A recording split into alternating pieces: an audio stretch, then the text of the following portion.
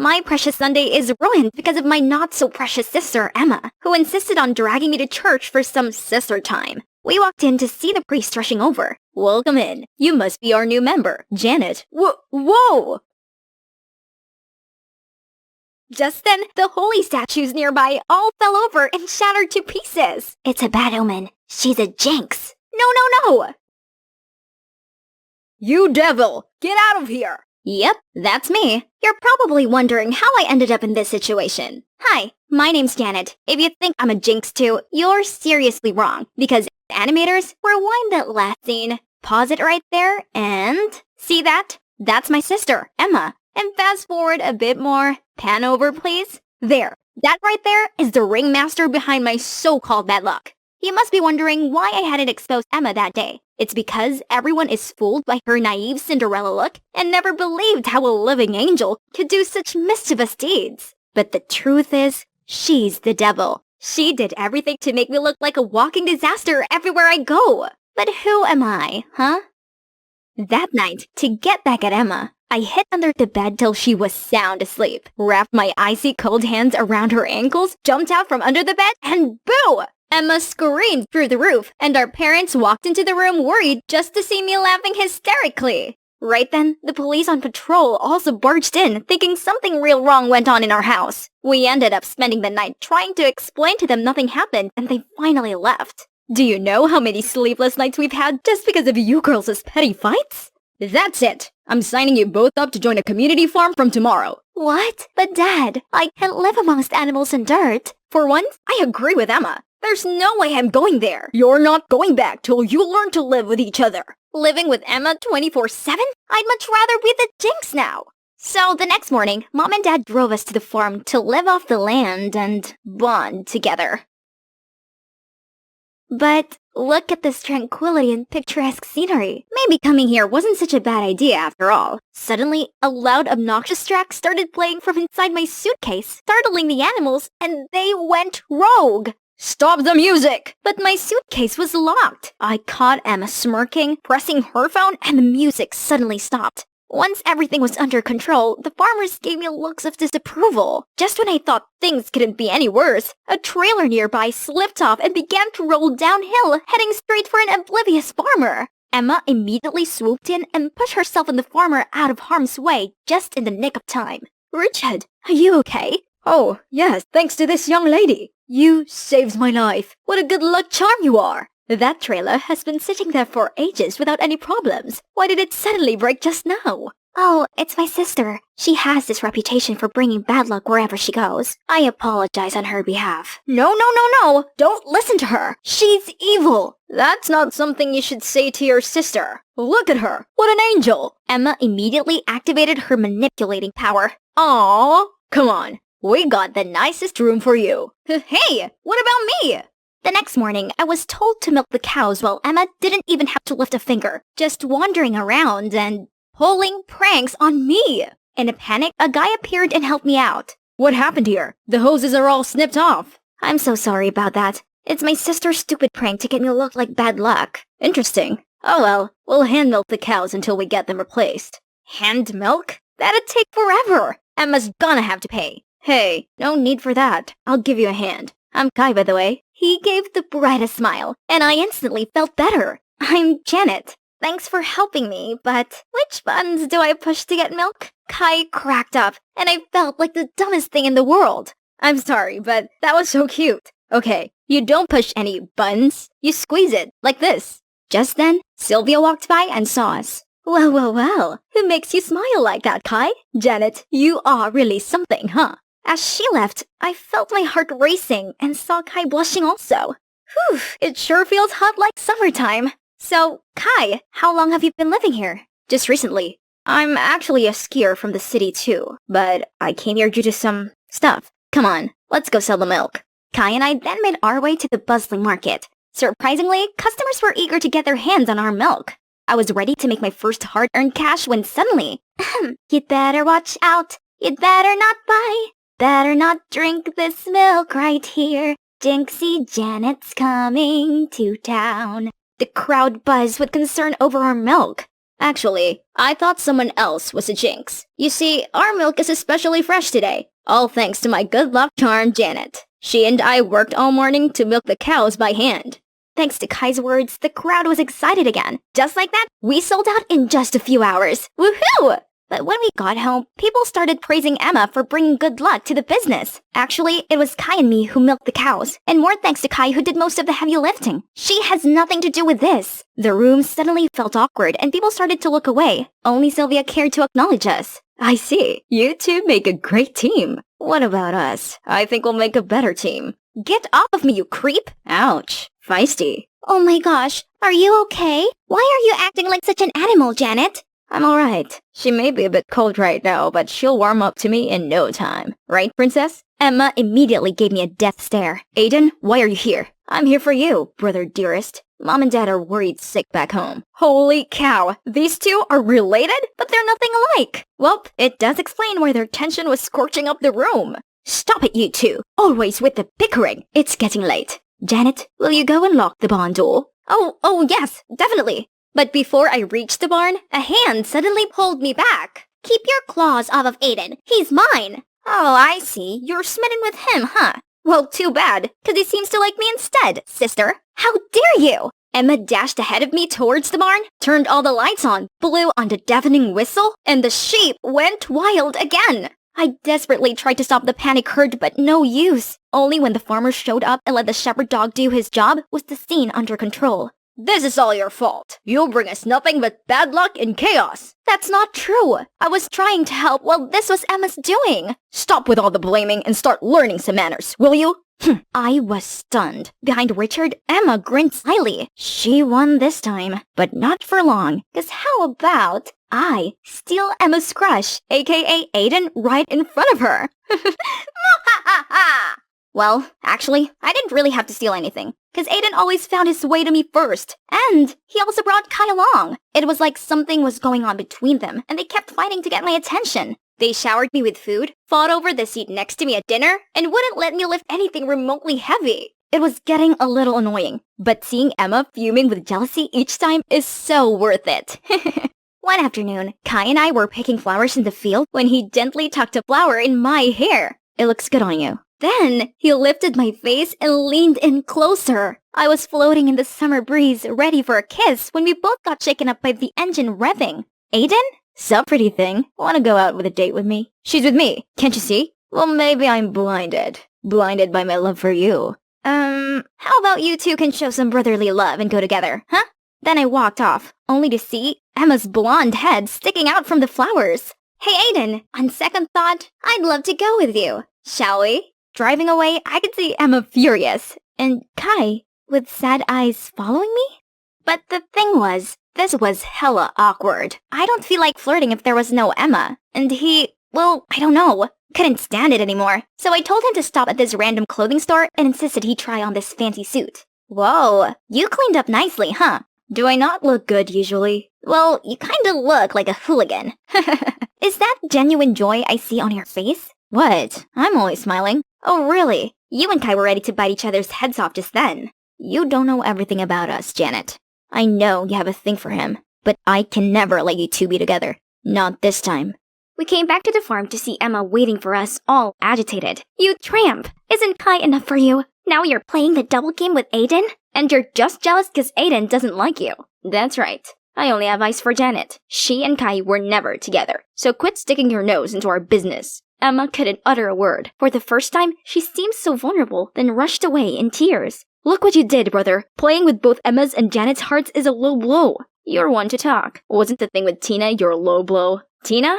Tina who? Tina was your crush. I had nothing to do with her. It's about time you get over that. That's not what Tina said. She told me you flirted with her, and you abandoned her when she's falling for you. She lied, okay? She wanted to use you against me, and never once reciprocated her obsessive behaviors. I just want to leave everything behind and enjoy my life here, with her. So Aiden, please, just let us be. Too bad. She seems to like me instead.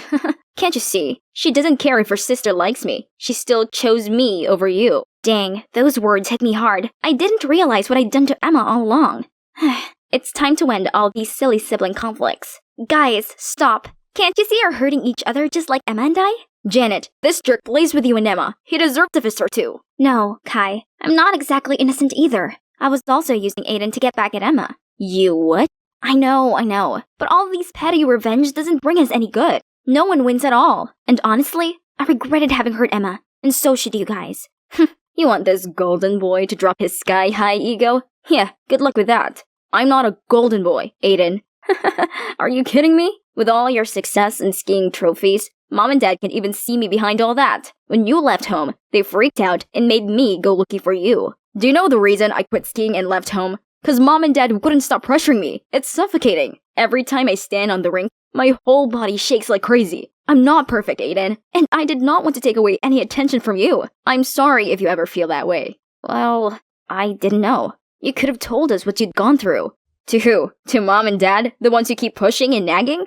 Sorry I wasn't there for you. Heck, I was the worst. Right? You two could work this out. Now, if you excuse me, I have my own sibling conflict to resolve. I was about to leave when we heard Emma screaming, "Fire! Fire! Help!" We immediately rushed to her, and the fire already caught on the haystack. It was spreading fast. I accidentally knocked over the oil lamp. What do we do now? You go call the firefighter. Aiden, you go get everyone here. Us two, we will go get water. Go, go, go! Kai and I tried our best to pour bucket after bucket of water, but it only stopped the fire from spreading, not put it out. We almost exhausted ourselves when the farmers arrived along with the firefighters, and luckily, after half an hour, everything was under control. Phew! But then, the farmers started surrounding me. It was because of you, isn't it? Every time incidents happen, you're always on the scene. Coincident? I think not. There we go again. But this time, I'm too beat up to even say anything. Then, there was Emma, petrified in fear, so I used every last effort to stand up. That's right, I knocked over the oil lamp and caused this fire. What are you doing? It's okay, I'm used to this. No, it was my fault. Janet's just trying to take the fall. In fact, this whole time, I was the one doing all the damage and blaming it on Janet. Was this for real? Emma standing up for me? You? Is this some kind of childish joke? You could have really harmed everyone here. This is our life work, not your girls' playground. I'm truly sorry. That's it. Tomorrow morning, you'll have to leave here for good. Both of you. We had no choice but to call our parents to pick us up. Meanwhile, I gotta pack my stuff. Hey, I know I've been mean to you since forever, so why did you still take the blame for me? I'm just tired of petty fights. Besides, I feel bad for stealing Aiden away from you. I don't have any feelings for him, and I don't think he falls for me either. I just wanted to mess with you. I figured. I actually heard what you guys were talking about before, and it hit me hard. You know, I used to enjoy being the only child. Yeah, no kidding. But honestly, when you came, it felt like all the attention and love was stripped away from me. I felt so lonely and jealous, so I decided to make you the center of attention, but in the worst way possible. I'm sorry. It's okay. It's all in the past now. I just want us to get along. And me not be called a jinx anymore. You got it. The next morning, our parents arrived all angry. We were so ready for a long-term grounding, but once they saw us holding hands, they were pleased. Honey, I think your plan worked. I knew it. You two can be little troublemakers, but deep down you still love each other. Come on, let's go home. Can we just wait for a few minutes? I don't want to leave without saying goodbye to Kai. But what took him so long? I gotta get going. Then Kai finally showed up. Wait up! I rushed out of the car and ran to give him a big hug. I thought you wouldn't come to say goodbye. How could I not? Especially when you forget the most important thing. Really? What is it? It's me, you silly. Oh, you're coming back to the city? Yes, I have a reason to be back now. To the city, to skiing, and what is it? It's you. Suddenly, a tree fell over right beside us and crashed the mailbox, causing all of the mail to fly out. You really are bad luck, aren't you? Hey, that tree was already rotten. And don't you think that it barely missing us means I'm good luck? I'm just kidding. Hi, Melanie here, and I'm hanging on the edge of my seat to hear the results of this year's science fair. I know I might not look like a typical studious girl, but I'm definitely serious about school. Ooh, 1 second. The winner of West High Science Fair 2023 is Harry Silver. That means the runner-up is Melanie D'Angelo. Congratulations to you both. Please come onto the stage for your awards. Man, I can't believe I'm second to him again. We'd been literally swapping first and second place on every leaderboard since we were kids. Ugh, so unfair. Look at him. All he did was partying and pulling silly pranks, yet he's still on the honor roll, while I had to study day and night to maintain my straight A's.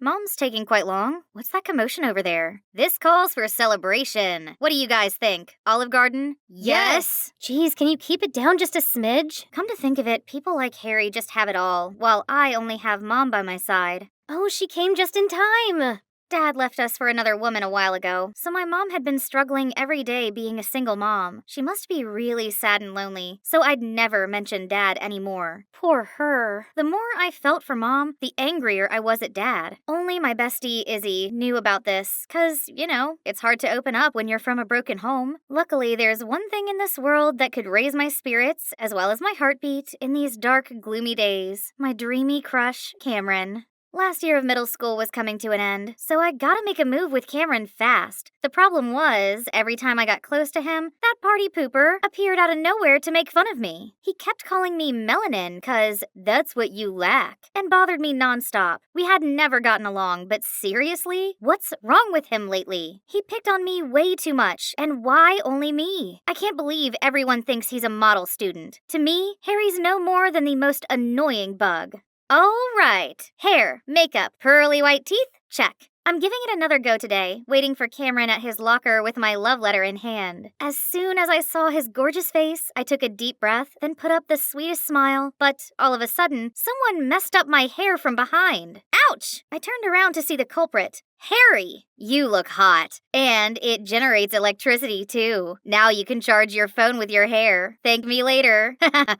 Oh my god! Nobody should see this Medusa hairdo! My plan to confess failed again before it even started. All thanks to that clown Harry. Wait, isn't that my dad? He was walking out of the principal's office with a much younger woman and a boy my age. From what I gathered, they're saying that his son would go here. Seeing how my dad's starting a new life with his new family, I couldn't help but feel sorry for Mom. This is all that woman's fault. If she just disappeared, things could go back to the way they were. But that's merely a wish, and me and Mom just have to put up with this boring, unhappy life day by day. Voodoo for dummies? Was some higher power listening to me? This sounds like an answer to my problem. I ordered the book immediately. I started studying all kinds of spells and rituals in it as soon as the package arrived. Voodoo dolls? Interesting. The next day, I went to find Izzy ASAP. Hey, I'm thinking of using a voodoo doll on my dad's new wife to bring my parents back together. What do you think? Does it really work? I don't think. Yo, Wednesday. Sorry. Yo, knock off Wednesday. Harry Silver, you are so dead. But wait a second. You know what? We can test it out. Harry would be the perfect guinea pig. What? Him? He's just being his playful self. What if voodoo actually works? Harry doesn't deserve it. Well, I don't think so. Let's make a doll for our little preppy boy then. Crocheting a doll's easy. However, the tricky thing was getting my subject's hair, and you bet I won't get physically close to Harry even if someone pays me to. So I got this, a Ouija board. It will help me figure out the code for his locker. There must be a few strands stuck on the fancy hairbrush that he kept inside. Ugh, but none of the combos worked. This is the 10th time already. How about this? There we go. But there were only books inside. Boring. Then the soccer team's changing room it is. I will definitely find something on his uniform. Let's see. Harry Silver. There it is. Aha! Gotcha! I was about to flee the scene when I suddenly saw a boy with only a towel around his waist. Ah! I sprinted to the door and dashed straight through the hallway. That was close. Okay, I still had a voodoo doll to finish. And it's done. I excitedly show Izzy last night's work. Pretty good, huh? It has Harry's hair, too. What? How do you know it's really Harry's? What if it's somebody else's? Well, Hey, did you hear some perv with panda eyes was creeping around the boys' changing room yesterday? Go away. But don't worry. Starting today, we'll take turns guarding the entrance to catch them. Oh, what a coincidence. You fit the culprit's description perfectly, Melanin. But you're definitely not that pervy, are you? I was so mad, I felt smoke coming out of my ears. I wish my gaze could kill that brat. Mel, you're squeezing the doll's arm. It's gonna come off. Whoops, my bad.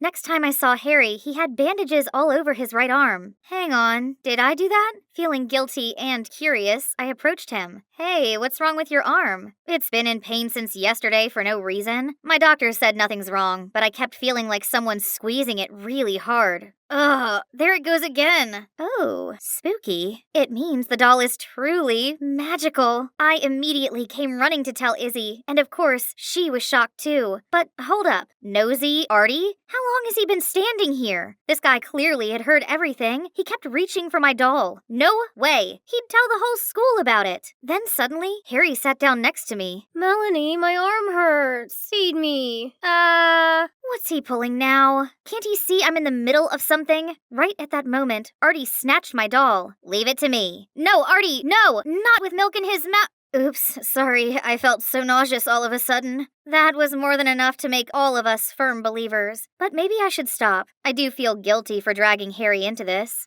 That afternoon, when I was about to throw the doll in the trash can, I saw Cameron walk towards me. Did Christmas come early? Hey, I was wondering if you're... Yes, I've been waiting so long for this day. An occultist? What? I mean, Artie was going off about a voodoo doll of yours, so I thought you might know a thing or two about love spells. But if that's not true, I'm sorry. What do you need a love spell for? Then he revealed he wanted to put a spell on his crush, Regina. So all this time, I had no chance with him at all? But hey, a love spell sounds like a brilliant idea. It could ensure my parents' reunion too. Sure thing, but I'll need your hair as well as Regina's. Also, some of your personal items for the spell to work. Obviously, I'll use his stuff, but in a love spell for me. And you know what I gave him? It's all junk with some of my poodle's fur. A few days later, I found a gift box in my locker from Cameron. My spell worked! I'm about to have a boyfriend and reunite my family. But before I could carry out that long-awaited plan, Artie came to me with a difficult request, making a voodoo doll of Brad, some transfer student who already established himself as a vicious tough guy. That sounds dangerous, and I already promised myself not to use voodoo anymore. Don't believe me? See for yourself. Then, I followed him and witnessed another student being picked on by a much bigger guy. Hey, isn't he Dad's stepson? Okay, this Brad guy deserves it. So I agreed to help Artie. The next day, I approached Brad after class where he usually messed with other students. I managed to sneak up behind him and get one strand of hair. Oh no, busted! I quickly put the hair in the doll. This better work. Come on! Why isn't it working? And why now? Pesky little thing. Stop! I know those voices. Thank goodness. Touch her and you'll regret it. Yeah, we'll call the police. Brad just scoffed and left. Phew, what are you both doing here? And Harry, I thought your arm hurt. Then Harry and Izzy finally told me that voodoo had never been effective. Izzy knew that Harry only picked on me because he liked me. That's why she tried to stop me from using voodoo on him. But she couldn't, so she then told Harry everything. To be honest, I found your attempts quite amusing, so I acted like they were successful to humor you and myself. I was gonna stop though, but when you were being sweet to me and asked about my arm, I decided to keep it up.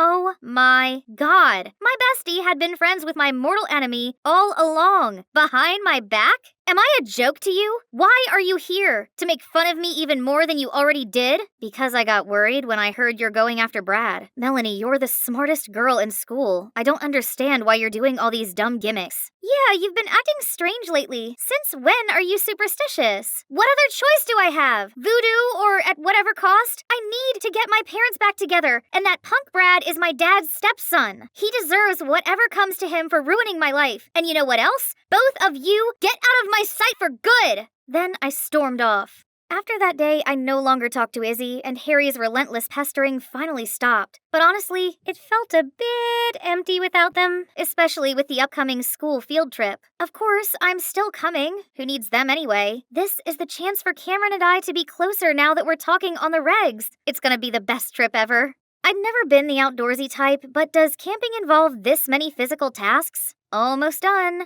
What on earth is that? Isn't he under my love spell already? I mean, he even gave me a present. I was still in shock when Cameron came over to help with the tent. Thank you. No need to. I can't thank you enough. That spell of yours worked wonders. What does he mean by that? Then, out of nowhere, Izzy tapped on my shoulder. I've tried to tell you. Those two have been flirting for a while now. I guess Cameron just needed your spell as a little spiritual push. That means none of these has ever worked? There's absolutely no hope of bringing my family back? Feeling devastated, I burst into tears and ran off. I was running without looking and bumped into... Brad? Melanie, right? Just who I want to see. Or should I say, my dear stepsister. Your mama sent you here. Let go of me and piss off! I wonder how pathetic she had to be to have her husband walk out on her. Ha ha ha ha. If this was any other time, I would have fought back. But after all that just happened, I've lost all of my will to do anything now. Out of the blue, I saw someone charge at Brad and land a brutal blow on his face. I said I'd make you regret touching her. I had to stop Harry before he messed Brad's face up beyond recognition. It's time we got out of here.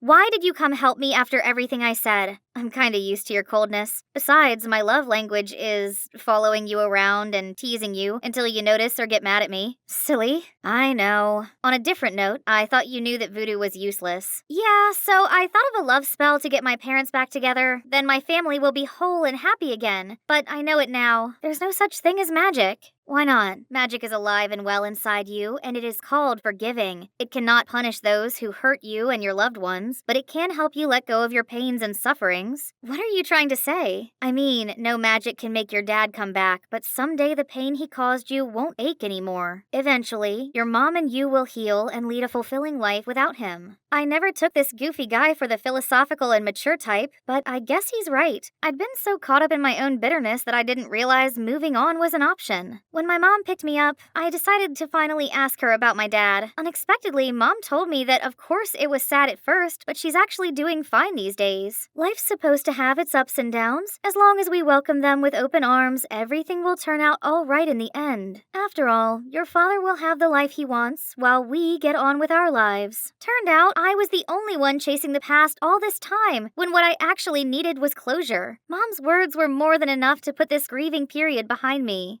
My last year as a middle schooler was quite eventful. Brad was no longer a problem since he got a taste of Harry's fist. Did I mention that we became a trio of best friends? For now, at least. Harry never stopped his shenanigans, but instead of getting annoyed like before, I found him quite adorable and endearing. Oh, just kiss already. Izzy! It was a normal, boring day in the grocery store. I was stacking milk in the fridge when Camilla, my coworker, came and said, "Layla, you have to help me. I have this date tomorrow night, but I'm busy. Could you please go instead?" Wait, what? I don't even know your date. Besides, I have a boyfriend. Lincoln, remember? Then she began explaining to me about this dating service, and she assured me it was 100% legit. It was mainly lonely men who just wanted some company.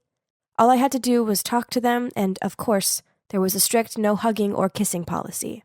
At the end of the date, they'd pay me. No thanks. No way I was gonna do that. After my shift, I went home to see my landlady lingering in my doorway. She started yelling at me that I still owed her 5 months' worth of rent, and if I didn't pay it by the end of the week, she'd kick me out. I begged her to give me more time, but it was pointless.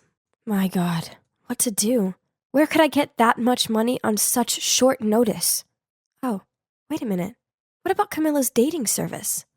It looks like I was out of choices. So I called her and agreed to go on the date. So here I am, on my weird date night. I put the most basic dress I could find on. Oh boy, I sure felt nervous. I have no idea what to say and how to act. Oh, that must be him. My God, Camilla! How could she forget to mention that the guy was in his 50s? People would think he's my sugar daddy. Ugh! Keep it together, Layla. I couldn't back out now, as my home depended on it. So I slowly approached the man. At first, he looked surprised. That figures. I mean, he was expecting Camilla. I explained the situation to him, and he wasn't mad or anything. He just smiled at me, and we started chatting. He's called Mr. Hall. He lost his wife 2 years ago, and ever since then, he's been feeling lonely and needed someone to talk to. So that's why he started using this service. He was actually pretty easy to talk to, so the night quickly went by without any problem. After the date, he handed me an envelope and told me how grateful he was to me for listening to his burdens. I was itching to go home and open the envelope, but then he started going on about his heartbroken son. Suddenly, he was asking me if I'd talk to him. Obviously, I refused as this was a one-time thing to help out Camilla. Besides, I have a boyfriend. Speaking of which, he'll be so furious if he ever finds out about this.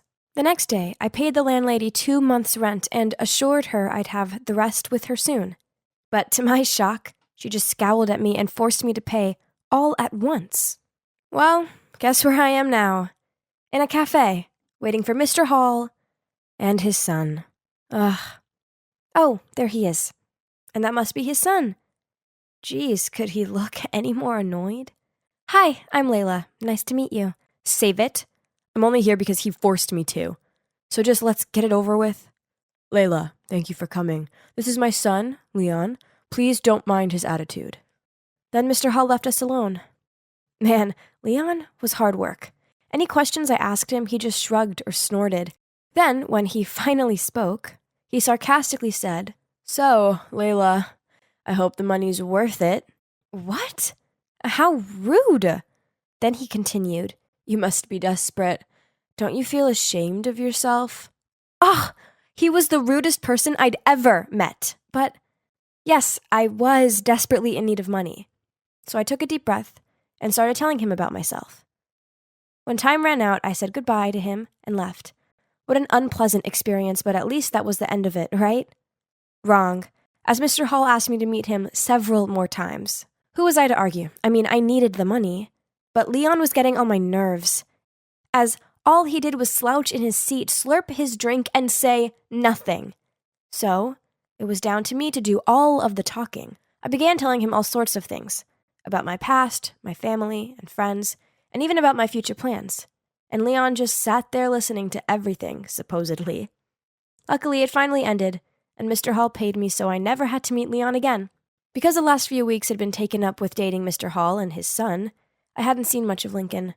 So, at the weekend, I invited him over to mine and cooked for him. We were sitting on the couch hugging while watching a movie when Lincoln said, in a serious tone, Layla, we need to talk.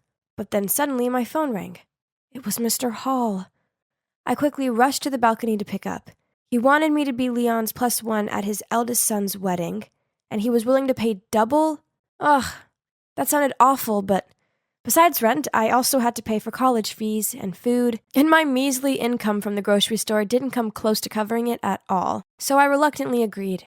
When I returned inside, I asked Lincoln what he wanted to tell me. He hesitantly said that he had to go on a business trip for 2 weeks. Well, maybe it was for the best, so I could go with Leon without worrying about my boyfriend. Ugh, I felt so guilty. I swear this would be the last time I was going to do this. Leon arrived to pick me up, and as soon as he saw my dress, he insisted I couldn't wear such an ugly thing.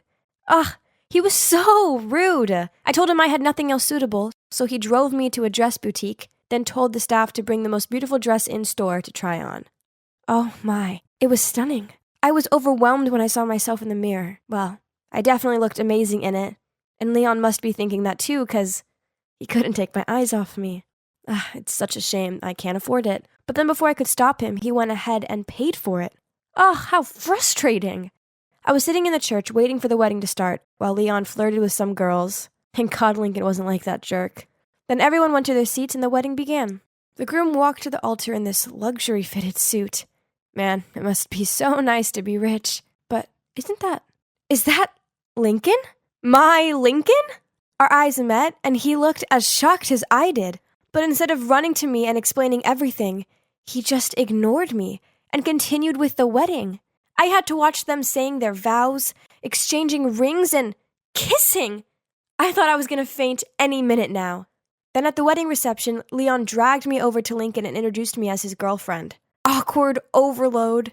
And soon, some pretty girl distracted Leon again, so he chased after her. Then Lincoln immediately pulled me over to the stairwell. Why are you here with my brother? Were you cheating on me this whole time? Seriously? What about you? I'm not the one who just got married. Let me explain, it's not what it looks like. Right at that moment, Leon appeared and asked why we were here talking. I muttered out some story about trying to find the bathroom. Then I told Leon I had a headache and asked him to take me home. This was so confusing. How could my perfect boyfriend now be married to someone else? He kept on texting me saying he wanted to meet up and talk. I guess I needed to at least hear him out. The next day I met him at the museum, where we had our first date. So, his wife, Sandra, is the daughter of an affluential businessman who owns one of the biggest corporations in town. Lincoln's family company is in big debt, so his dad forced him to marry Sandra in order to save the company. Believe me when I say I don't have any feelings for Sandra. It's just business. I only love you. Please don't leave me. I promise as soon as the company is back on track, I'll file for divorce. Yeah, I know you probably think I'm crazy, but I still love him too. Besides, if the marriage is only temporary so he can save this family business, then that's understandable, right? He kissed me goodbye and left. But after that, Lincoln changed. Every time I texted and called him, he told me he was busy and would call me back. But he never did. I guess married life was preoccupying him. As if this wasn't frustrating enough, I had to put up with Leon. He kept on appearing at my place and bothering me. One time he showed up drunk, complaining about his ex-girlfriend, who'd just married someone else. Yeah, obviously it's far from worse than my current boyfriend just getting married. I tried to kick him out, but he'd already fallen asleep on my couch. The next morning I went to the kitchen to see Leon holding a picture of me and Lincoln and asking why we were on it. So I just shrugged and explained that we were a couple. Leon started laughing and calling me a fool. We argued back and forth, and in the end, I made him leave. I don't care what everyone thinks. I believe Lincoln. Then a few days later, I was walking out of college when I saw Mr. Hall waiting for me. He gave a slight sigh, then said, "I will make this short. Stay away from Lincoln. He's married now. Layla, I'm fond of you, but if you try messing with Lincoln's marriage, I won't hesitate in making things complicated for you." Oh my God! I can't believe Leon snitched on me. Ugh, what a giant baby. In anger, I took out my phone and gave him a piece of my mind. Oh my God. I can't believe you told your dad about me and Lincoln. You're such a jerk. Just leave us alone and mind your own business. If you trust Lincoln, then that's on you. But he's not as innocent as he makes out. He and Dad would do everything for the company. What did that mean? I hung up without letting him say another word. This jerk didn't even try to cover up his action. I couldn't just let them do this. I needed to fight for us. So the next day, I walked straight into Mr. Hall's office, even though his secretary tried to stop me. I told him right to his face that I would never give up on Lincoln despite his threats. And you know what? Forcing your son to get married just to save the company makes you a coward. Mr. Hall burst out laughing. Well, what came next was far from funny. Turns out it was Lincoln's idea to marry Sandra. Leon was right. Both of them would do everything for the company. Another thing, Leon didn't tell Mr. Hall about Lincoln and me. He saw us talking at the wedding, so we hired someone to investigate us. I was totally wrong about Leon. Right at that moment, Lincoln walked in and stopped dead on seeing me. "Layla, what are you doing here?" "You liar. I can't believe I trusted you." "Please hear me out." I took the iced coffee from Mr. Hall's desk and splashed it in Lincoln's lying face. "We're done." Overcome with emotions and feeling like a massive fool, I rushed to the nearest bar to drown my sorrows. I was about to down my fourth shot when a hand stopped me. Can Lincoln just leave me alone? But when I looked up, it was Leon. "Why are you so good to me? I mean, I blamed you for telling your dad. You should hate me." "Because I like you." I felt like the room was spinning upon hearing his words. Then everything slowly came to light. Leon was devastated when his girlfriend broke up with him. But then he found out she did it to be with his brother. Yes, you heard me right. His ex was none other than Sandra. At first, Mr. Hall forced Leon to marry Sandra for the sake of the company. Even though Leon was crazy about her, he didn't want to marry her under those stipulations. Lincoln overheard their conversation, so to gain his father's trust, he charmed Sandra away from Leon. Oh my God, this family was crazy. I didn't want anything to do with any of them ever again. So I just rejected Leon's feelings, ran straight out of the bar, and cut off totally with all of them. So what now? Well, I graduated last month. So after that, I decided I needed a fresh start in a shiny new city. So far, so good. I have a new job, which I adore. And it's so good knowing I'm not going to run into that jerk Lincoln or his dad. I know what you're wondering. What about Leon? Well, one day, I was walking out of my apartment when I saw a familiar face. Yes, it was him. Turns out when Leon heard that I was moving to another city, he moved too. I thought it was sweet that he was willing to leave his family, friends, and job behind just to be with me.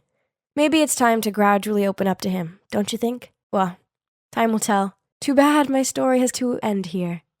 Mom, come here and see what Agnes has done to my dress. Oh no, what now? Look at this, Mom. It's crumpled. This is all your fault. I told you that this requires hand washing. That means by hand. Oh, don't cry, honey. I'll buy you a new one. You can give that one to Agnes. It's yours now. New dress. Happy, huh? Can we go right now, Mom? Then let's have pizza after that. I'm so tired of Agnes's pretentious fine dining dishes. Of course, honey. Yeah, I know. That sure looked like a scene from Cinderella, right? Only stuff like that was a daily occurrence in this house. If I was adopted, then it'd be easier to understand why Mom favored my sister over me. But nope, I am also her actual daughter. Growing up with Jenna as my big sister was a nightmare. She's always been the golden child, while I was treated like a thorn in their side. If something broke, then I got the blame. When Jenna stole my things, then Mom just said I should be flattered. Then there were the birthday parties. Over the years, Jenna had it all. Fairy-themed ones, magicians, a petting zoo, and cupcake towers. As for me, all I ever got was a card with a wrinkled $20 note in it. It was the same thing with studying. If she broke her string of D's with a C, Mom rewarded her with jewelry and makeup. Me? Just one C out of usual straight A's, and Mom'd say, "Oh, why did I even get my hopes up?" Sometimes I do wonder if all this shabbiness is because Jenna's always been pretty and popular. She's basically a mini-me version of Mom. While I guess I'm more reserved, and I don't really look like Mom. Anyways, despite living in a house full of darkness and unfairness, I still have my own passion, which is culinary. To be honest, I'm addicted to those TV cooking shows and always try to find ways to follow them. My dream is to become a head chef in a 5-star restaurant. At school, Jenna always blanks me. She hangs out with this group of girls who are all obsessed with the same things she is, such as makeup, trendy clothes, and TikTok. Jenna does look gorgeous, so it's not surprising that boys usually buzz around her in the hope of catching her attention. Anyway, forget Jenna, as I have my best friend Ruth right here. Girl, I swear to God, if I were you, I'd tear up some of her clothes just for my own relief. Nice idea, I said while playing with my tray of food as usual. It looks so good. Very appetizing. Startled, I looked up to find a pair of dazzling eyes staring back at me. Hi, I'm Roy. That's very neat-handed of you. Before I could say anything, he winked and turned away to his table. That was close, or else he would have seen my tomato-red face. Looks like someone's on the hot guy's radar. Shut up. He was just being friendly. But no, that night when I got home, Roy in fact did message me. And we had a really long chat. He even asked me to join him for lunch the next day. Yay! This was so exciting.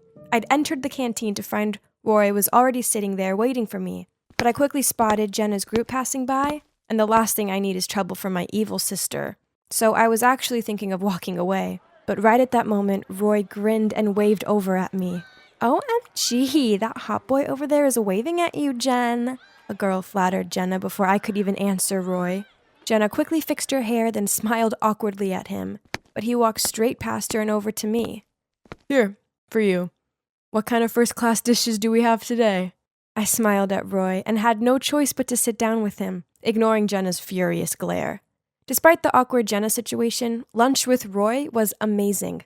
We started hanging out loads more after that. He's cute, funny, and very supportive towards my culinary dreams. Then one day, Roy handed me a cupcake with a frosted heart on it and asked me to be his girlfriend. Yippee! This was so exciting! So, of course I agreed, but only on the condition that we kept our relationship low-key. I'd never had anything of my own before, so if my mom and sister didn't know about us, then they couldn't tarnish it, right? Falling in love is a magical thing. I was just so happy and full of life all of the time. Even doing chores for Mom and Jenna didn't dampen my mood. I thought you were only into cooking. So what, you like laundry now? Pfft, don't tell me you want to be a fashion designer next. I ignored her and carried on with what I was doing. Actually, I ignored all of Mom and Jenna's mocking jibes. The truth was, I was way too happy to let them bother me anymore. Soon, Jenna's 17th birthday party arrived, and this time she insisted on having it at this trendy restaurant in town. All of our relatives and her friends were invited, but I decided not to go. It's not like anyone wanted me there anyway, so I didn't think it'd matter. But to my surprise, on the day of the party, Jenna knocked on my bedroom door and begged me to come. Please, Agnes, I want you there on my special day. It won't be the same without you. Then she passed me a bag and left. I opened it, and inside was the most beautiful dress. Okay, so Jenna being nice was strange, but I must admit it felt good to feel wanted for once. So it looks like I was going to the ball. Wow, the party was insane. I'm talking banners, balloons, a whole booth devoted to presents, a menu only serving Jenna's favorite foods. I was sipping my drink, feeling awkward, when Jenna addressed the room. Hey, everyone. Thank you so much for coming to my 17th birthday party. Now, there's a very special guest here that I'd like to introduce to you all. It's my new boyfriend, Roy. I watched with horror as Roy appeared out of the crowd and let Jenna link arms with him.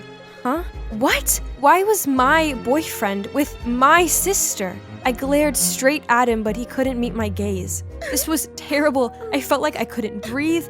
Panicked, I rushed outside to get some air. Everything of yours will soon be mine, no matter how well you hide it. I turned to see that Jenna was standing there, a huge smirk on her face. How could she be this shameless? I shoved past her and went to find Mom. She was shouting at the waiter to bring out more drinks. I went up to her and spluttered out what Jenna had done and how upset I was. Jeez, stop making such a fuss about it. Jenna's your sister, so just be happy for her. Besides, Roy is far more suited to her than you. Ugh, that's it. I can't stand this selfish family anymore. I'm leaving. Yeah, go. Disappear just like your no-good father did. That night I showed up at Ruth's house with a bag of my stuff and a teary face. But I knew this could only be temporary, so I still looked around for somewhere else to stay. And eventually I applied for a job as a grocery cashier at a 24/7 gas station. Well, at least I had shelter. One night, a drunk man walked in. He didn't look so good. Nothing could lighten a person's mood better than great food, right? The store was quiet, so I took some of the ingredients available and used them to prepare a delicious-looking dish for him. Thank you so much, sweetie. I'm Keith. You have a culinary talent. If you want a better opportunity, come find me. Before I could thank him, he left. Let's see. Bar owner? I wasn't old enough to work in a bar, though. I spent the next month juggling school with work, life, and oh boy, was it exhausting. But when I asked for my salary, my boss laughed in my face, saying that since I was only 16, he could only pay me for far less hours than I'd worked? What? That wasn't fair. I worked my butt off on sometimes 12-hour-long shifts. But when I complained, he threatened to report me for stealing food from the store. Ugh, I'd only taken expired food that couldn't be sold anyway. Feeling bummed out, I just quit, and then left. I wandered around the street for a while, then looked up and found myself standing in front of that man's bar. Well, I had nowhere else to go, so I stepped inside and there was Keith, but, he looked so different. Other than this bar, I also own a fine dining restaurant uptown. If you want, I'd love to train you to become a chef there. Whoa, this was so amazing that I cried with joy. In order to be able to stay overnight at the restaurant, I told him that my parents had passed away and I'd run away from the orphanage. And the man agreed without questioning me twice. Time passed by, and you know what? I loved working at the restaurant. As for Keith, he's such a kind-hearted man. We grew so close, and he became like a father to me. I guess we were two lonely people who helped each other. So it made sense when he asked to adopt me. Then one busy evening, I was taking food to a table, but then I stopped dead.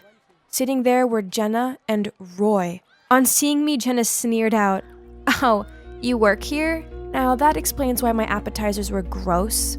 Roy looked embarrassed and begged her to be quiet, which only made her worse. Then seeing what was going on, Alistair, the restaurant supervisor, came to my defense, but it only made Jenna even more heated. "Isn't the customer always king? Why are you defending that dumb girl?" Miss, this is a fine dining restaurant. Please mind your manners. Agnes here is not only a very talented chef, but she's the owner's daughter, which makes her my boss. So I think I'm within my rights to defend my superiors. Jenna rolled her eyes at me, then walked away in anger, not forgetting to reply, "Just you wait, Agnes." Then, seeing my glum face, Alistair invited me out for ice cream after work. Keith happily told us to go and said he'd close the restaurant. As I was licking my ice cream, I noticed people around us shout, "Fire! Fire!" So I pulled Alistair's hand and ran after them. As the flames came into view, my heart sank when I realized they were coming from... It was the restaurant. Oh no, Keith was still in there. Without giving it a second thought, I charged in there to find him. It was so smoky and impossible to see, but I couldn't give up. Suddenly, I started to go dizzy and lightheaded. Then an arm grabbed me and pulled me out. It was Alistair, and standing next to him was... Keith. Phew. A few days later, the police called Keith. They'd found the culprit who started the fire. As soon as I walked into the police station, I couldn't believe my eyes. It was Jenna. But most surprisingly, when Keith saw my mom, they both turned pale and gave astonished looks. Huh? Did they know each other? So yeah, turns out Keith's mine and Jenna's actual father. When Dad was young, he hadn't built his career but just spent all day in the kitchen. So he was always despised and scolded by my mom. In the end, he couldn't take her belittling of him anymore, so he left. Only unbeknown to him, Mom was pregnant with me at the time. So the story she said about Dad running off with his mistress was all lies. I got it now. She despised me because I took after my dad, not her. As soon as Jenna realized he was our dad and he was rich, she put on her Little Miss Sweet act and begged for him to be her dad again. But he just gave her a stern look and said, "That fire of yours could have killed us all. Now you have to live with that." Then he took my arm and led me out of there. I always believed my life would one day be better, but I never imagined it'd be as good as this. I now have an amazing dad, a job I'm passionate about, and people who generally care about me by my side. It just goes to show that everything works out perfectly in the end. Hi, I'm Kate, and I'm doing something totally thrilling. I'm running away. Just picturing my parents' worried faces makes me smile. Why, you ask? They deserve it for trying to send me, their beloved only daughter, to some disgusting girls' boarding school. Yuck! No parties, the grossest uniform, bossy supervisors, and no hot-muscled guys. Ugh! That place is for nerds, not me. An it girl and the founder of Clique Chic, our school's exclusive group for the hottest, most sought-after girls. To be a part of the club, you must be really fashionable, you know? I'm talking about a wardrobe full of the latest designer must-haves, manicured nails, and the glossiest hair. Only girls as dazzling as us can make the school hallway our catwalk stage. As one of us, your life will be filled with endless parties and super cute jocks fighting for your attention. Studying and homework? That's not our thing.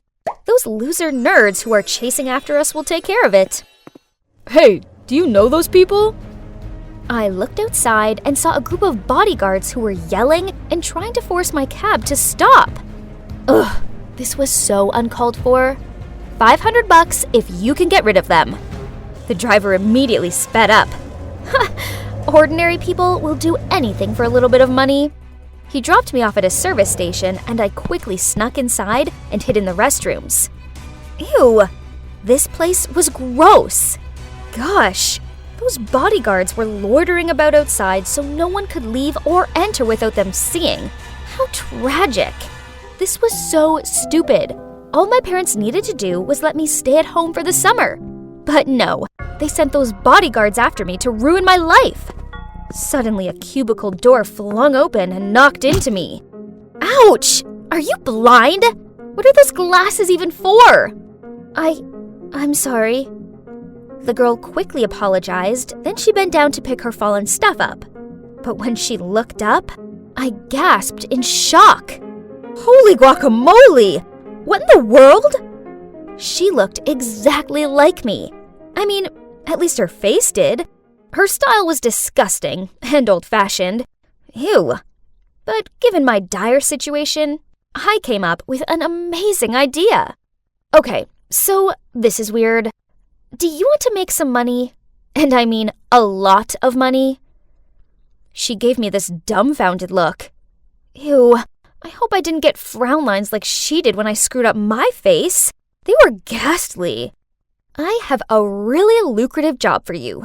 As you can see, we have similar faces. Freaky, but fortunate. So I need you to pretend to be me and live my rich life for a month or two. Here's my Twitter account. Just skim through it. You can learn everything about me there. It should be enough for you to play the part and avoid my family's suspicion. And here's your payment. I rifled through my bag and handed her the rest of the cash. Jeez, this must be a huge amount for her, as her eyes lit up like she was seeing money for the first time, and she immediately took it. We quickly exchanged clothes, and as instructed, she went outside to hand herself over to the bodyguards. Freedom! Now bring on one long, hot summer of fun. But first, I have to go shopping. Wearing these old-fashioned, disgusting clothes made me want to puke. Oh no! My parents have locked all of my credit cards! I can't even buy a soya milk iced latte now! Oof! How could my parents be so cruel? The worst part is, I had stupidly given all my cash and my phone to that girl. With no other options left, I reluctantly searched the girl's bag. A few old-fashioned clothes, some stupid books, and an unbranded lipstick? Huh? Was that all? How can people live like this? But, what's this? In her small notebook was a train ticket and an offer letter to work at Homestay Allen. So, looks like she's going there for a summer job. Hopefully that homestay has a bath with scented candles and a pool for me to sunbathe by. I need to work on my tan. I was glad to get off that flea-ridden thing and breathe in some fresh air. Now where was my ride? There was a short, chubby old man holding a board with the name Clara on it. Ah, the name on the train ticket was Clara. So this meant he was here for me? Ugh, he didn't even have flowers with him, and he could have at least combed his hair. So, turns out that's Danny, the manager and owner of the homestay. Honestly, if it wasn't for the circumstances, I would never have set foot in this stupid place. Oh, how the day got worse. Without even being allowed to rest my weary feet, Danny gave me work. Housekeeping. It was a joke, wasn't it? My nails were not made for menial jobs. Life here was horrible. I had to get up so stupidly early that it was still dark out, then clean a dozen dusty old bedrooms. After that, I would do the laundry, dry the towels and bedding, fold them, and arrange them neatly into each room. At noon, I also had to help the chef here, Anna, prepare lunch, and I was also forced to wash a mountain of gross dishes. I had never done such silly chores like this at home. Instead, they were always done for me. Didn't expect them to be this exhausting. You should put them in order, so they won't break. Ugh, where did this nosy guy come from? Are you lecturing me? I replied crankily and walked away. Suddenly, oh no! This was the 9th time I'd broken stuff since I'd arrived here, and that wasn't counting my poor broken nails. I quickly bent down to clean up, but ouch! I cut my finger on one of the pieces. The guy quickly ran over and bandaged my wound. Bond, that's my name. Huh? What's this? Did he just wink at me? My heart was pounding.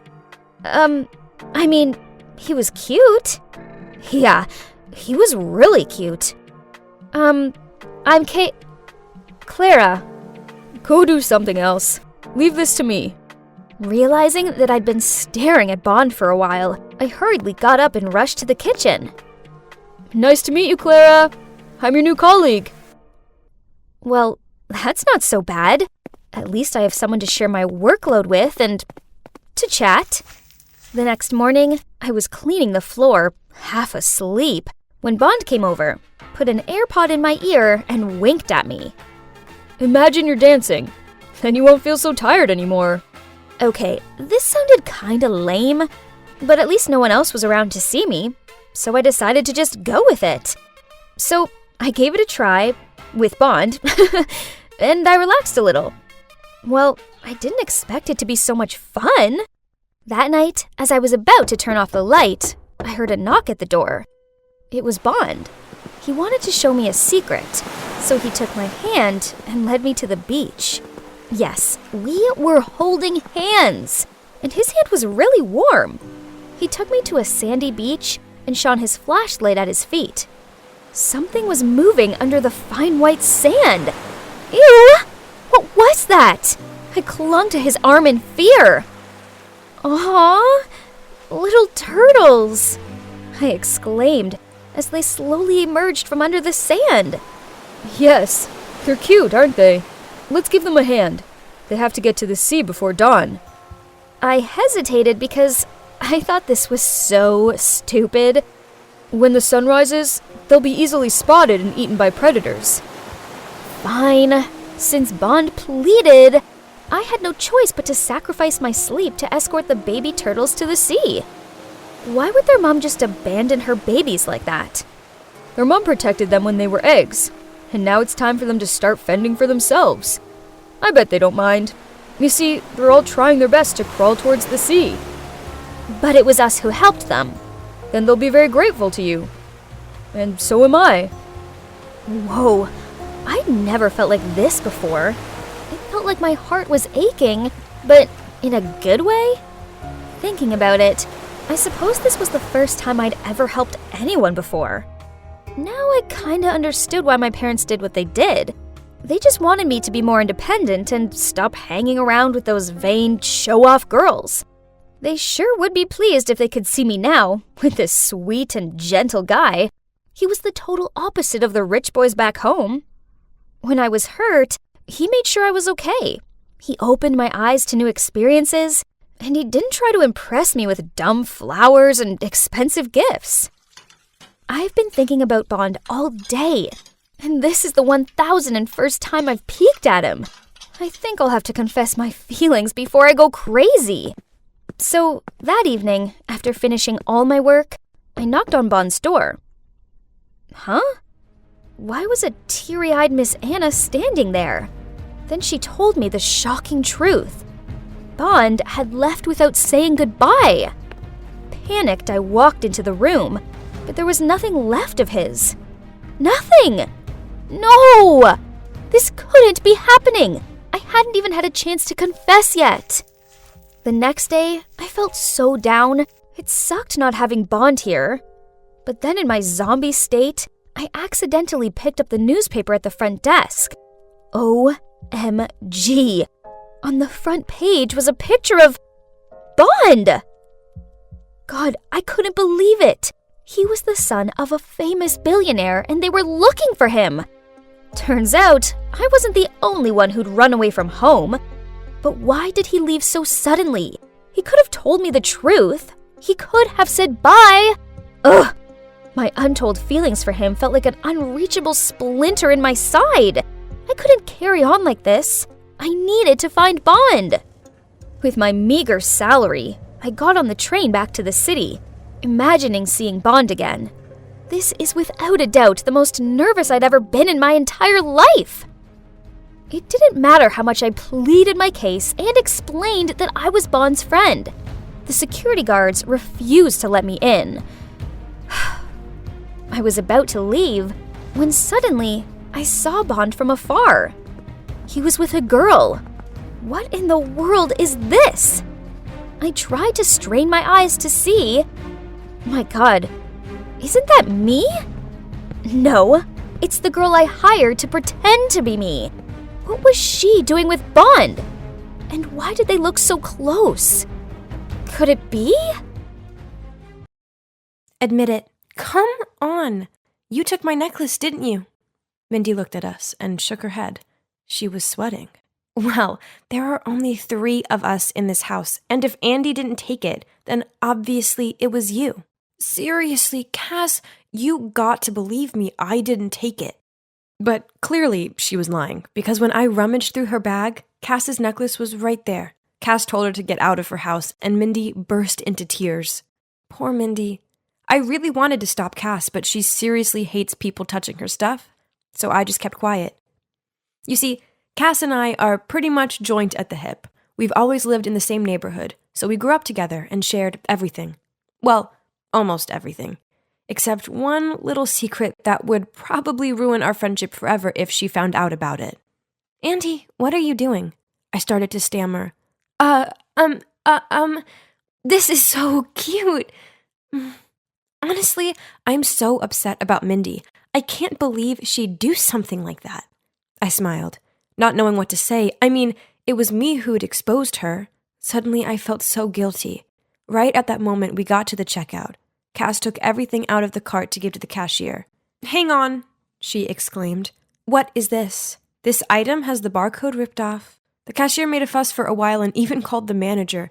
Cass and I stood there for ages trying to figure out what was going on. Cass even started crying, thinking she'd be accused of shoplifting. After about 30 minutes, the store manager came and told us we could leave. They kept the items that had no barcodes and sent us on our way. Phew, that was close. What? What do you mean? Oh, nothing. I'm just relieved that we didn't get into any trouble. Just so you know, though, that wasn't the first time we got ourselves into an awkward situation while out shopping. Sometimes it was the torn barcodes, sometimes the tags were missing, then the security alarm would always go off at the door. And all of these situations weren't just coincidences. Okay, I gotta be honest here. The thing is, I have a habit of pilfering. Not because I can't afford stuff. I mean, my dad's the owner of a bank, so money isn't the issue. My dad basically buys me the latest phone every month. And you should see my wardrobe. I have all the designer bags. I steal because it gives me the kind of thrill that my boring daily life just can't give me. My dad just hands me money every day and never stops to think that maybe I'd like a hug or a how are you ever since my mom left when I was just a baby. He's been using money as a way to keep the peace. So one day when I was in elementary school, I stole a hairpin from the girl who sat next to me. It felt so good, like my own little secret. I loved the drama that came with it, and the fact that no one ever suspected me because I was such a rich little girl. After the hairpin, I got addicted to stealing little things and couldn't stop. It felt like the only thing I could control in my life, and so I kept on doing it. And here I am now, still getting a buzz from it every single time. And yep, you've guessed it. The one who took the necklace at Cass's sleepover was none other than me, of course. But at that time, because I was so scared, I slipped the necklace into Mindy's bag and pretended to find it there.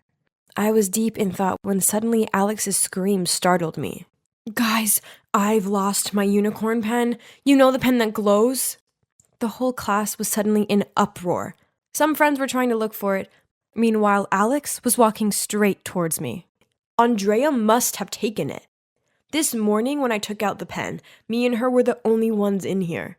I looked up at Alex, my heart pounding in my chest. This is it. I'm so done this time. Then I suddenly looked over at Scott Parker, the cute boy who just transferred to our class. Oh no, I couldn't give him a bad impression of me. I had to quickly think of a way out of this. You waited until I went to the bathroom to take it, didn't you? Alex, I'd never do such a thing. Besides, I have loads of nice pens. In fact, you can have one if you'd like.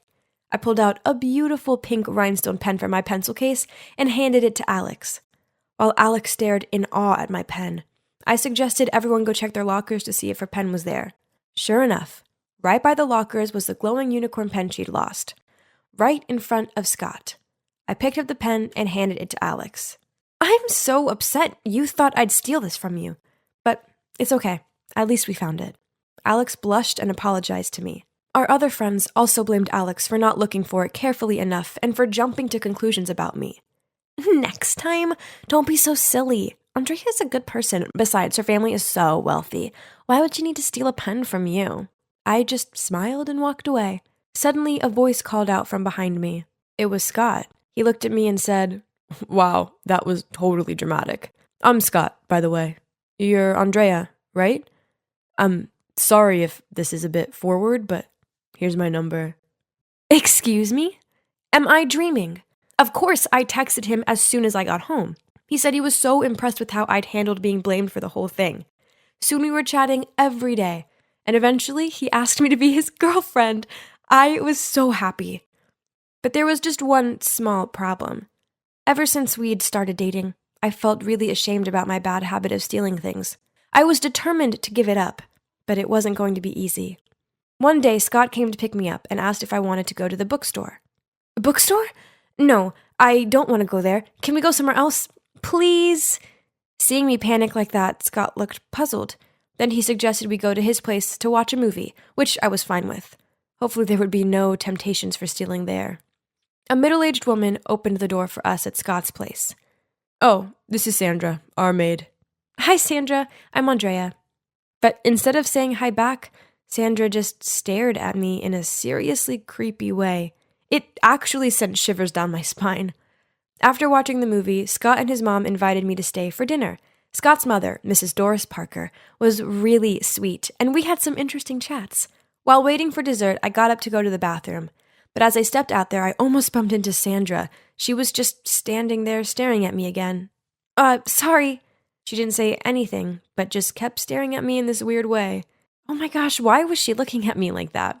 The next morning at school, Scott told me his mother had just lost a valuable ring. She had a jewelry tray next to the bathroom sink, and after washing her hands, she'd forgotten to put her ring on. After dinner, the ring was no longer there. I comforted Scott, then made an excuse to go to the ladies' room. I needed to seriously think about this. Honestly, I'd tried my best to not get the urge to steal at Scott's place. But when I'd seen Doris's beautiful ring, no, I had to find a way to return it. No one could find out about this, and I had sworn to myself that I would never let this happen again.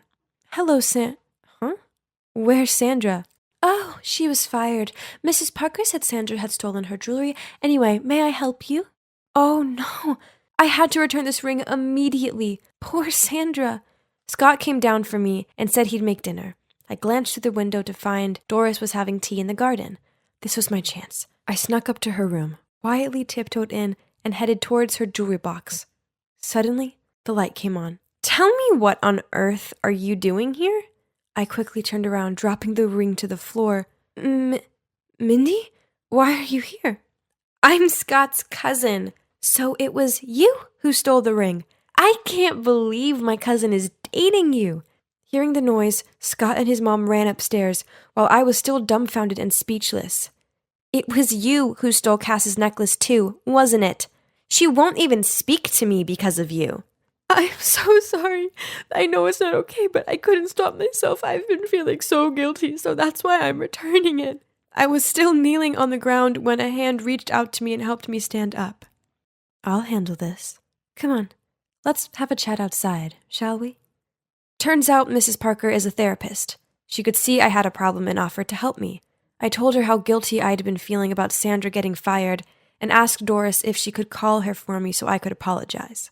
30 minutes later, Sandra arrived. As soon as Doris saw her, she apologized and offered her the job back. But no, ma'am. I was the one who stole it, and I deserve to be punished. I'm sorry, Sandra, I've already confessed to Mrs. Parker that I stole the ring. I didn't mean to get you fired. I just couldn't help it. You didn't do anything wrong. It was me? I was greedy? She is innocent. What on earth is going on? Obviously, I was the thief, so why was she defending me? Why are you doing this? Do we know each other, Sandra? And that's when the truth came pouring out. Sandra was my mom. Yeah, I don't know how this is possible either. So according to her words, she'd had a huge fight with my dad when I was a baby, and she'd fled to another city where she found a job working for Scott's family. When they moved to Seattle, she came with them.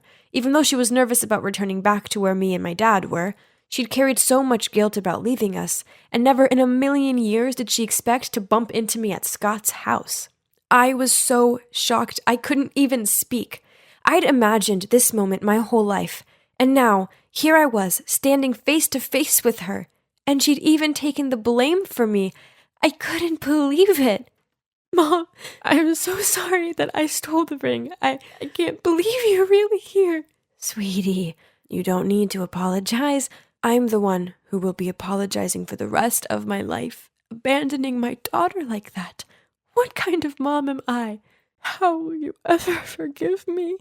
We stood there, hugging for what felt like forever, and I knew in that moment that I'd never steal again. Doris diagnosed me as having kleptomania due to a lack of love from my mom. But now that my mom was back, I had no reason to seek out those thrills from stealing. I had everything I needed right here. There were a few moments where I almost stole again, but Doris told me to call my mom as soon as I felt the urge, and when my mom picked up the phone and I heard her voice, the urge faded, and I felt so much better. Scott and Cass and Mindy forgave me after Doris sat them all down and explained more about my addiction and where it stemmed from. Now, Scott and I are still together, and I see my mom every day at Scott's place. My dad hasn't forgiven my mom for leaving yet, but baby steps. Finally, I feel like everything is complete, and my pilfering is a thing of the past. I wonder what's taking Valerie so long. She's been in that changing room for ages. Valerie? Is everything okay in there? Don't force it if it doesn't fit. No, this is the last dress in store. I just need to breathe in for a bit longer. So? It's beautiful, isn't it? Valerie spun around.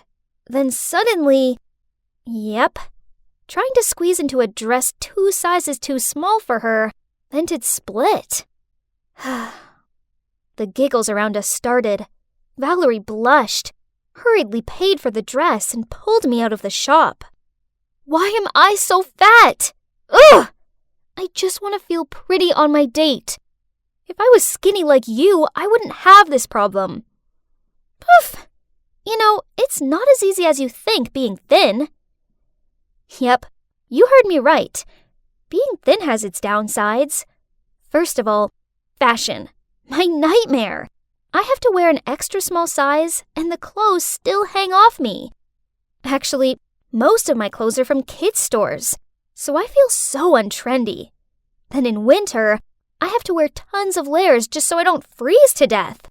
And in the summer, I can't wear cute clothes as I look like a coat hanger. Not only that, because I'm so skinny, people often ask me to do nonsense stuff. Once, I was studying in my room when suddenly I heard my sister Camilla calling me. She'd forgotten her keys and forced me to climb through her tiny window gap to get them. Seriously, I can't even. Then, on another occasion, Valerie made me crawl into the classroom locker to help her cheat on her Spanish test. Unfortunately, the teacher walked in while this was happening and gave me a week's worth of detentions, of course. Ugh! Oh my god, No Way Home is so good. I literally can't think of one bad thing to say about it. Yep, the part near the end. Ah! Yep, guess what? I'd managed to trap my foot in a manhole. Man, what rotten luck. I tried pulling my leg free, but it was no use. It wouldn't budge. There I was, freaking out that I'd be stuck here forever, and all my friends could do was huddle together and ask me questions like, Madeline, how on earth did you get your foot in such a small slot? Wow, that's unbelievable. Even Jaden, my bookworm friend, took out a ruler from his backpack and started measuring how wide the slot was. Grr. My dear friends, I'm being stuck down here. Stop gawping and help me.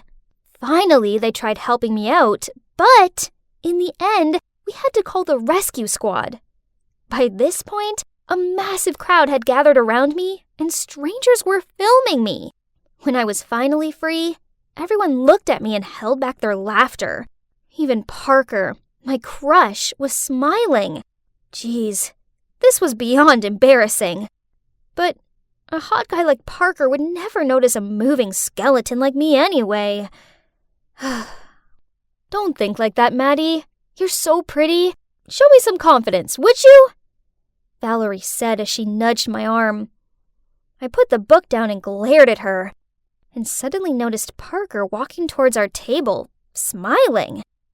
And yep, he said he wanted to sit with us. Even though I was cheering inside of my head, I still had to act composed. And oh my god, can you believe he even said I was cute? After that day, Valerie kept on encouraging me, saying he had definitely given me a green light. So finally, I gathered my courage to write down all my feelings for Parker on a note and clipped it to his notebook.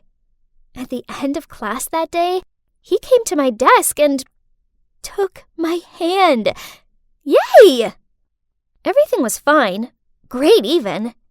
Until one day, when the two of us were taking a romantic walk past the Swan Lake, Parker suddenly turned to me and said, You're so beautiful, Maddie. And if you just put on a few more pounds, I swear you'll be the hottest girl at school. Yes, I know, but it's hard for me to gain weight. No big deal. Just leave it to me. I'll fatten you up.